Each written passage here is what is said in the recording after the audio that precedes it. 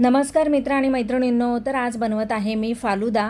तर यासाठी मी हे रेडीमेड मिक्स आणलं होतं आणि 1 लिटर दूध आहे ते मी एका पातेल्यामध्ये ओतून घेतलं आणि छान बारीक गॅसवरती त्याला उकळत ठेवलं।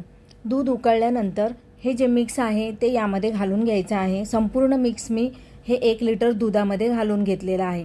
यामध्ये साखर वगैरे काहीही घालायची गरज नाही, यामध्ये सगळं असतं। फक्त आपल्याला दूध उकळवून त्यामध्ये हे उकळत ठेवायचं आहे। त्यानंतर 10 ते 15 मिनिटं मी मिक्स घालून हे उकळून घेतलं। त्यानंतर मग हे थंड करून घेतलं। थंड झाल्यानंतर मग मी फ्रीजमध्ये ठेवलं सेट व्हायला आणि फ्रीजमध्ये सेट झाल्यानंतर मस्त आपला हा फालुदा तयार झालेला आहे। आणि मग 2 ग्लास घेतली, त्यामध्ये हे फालुदा टाकून घेतला, यामध्ये घालून घेतला। त्यानंतर मग व्हॅनिला आईस्क्रीम आहे ते यामध्ये घालून घेतलं आणि मस्त असं साध्या सोप्या पद्धतीने आपला फालुदा झाला तयार। खूप टेस्टी होतो, नक्की बनवून बघा। चलो बाय।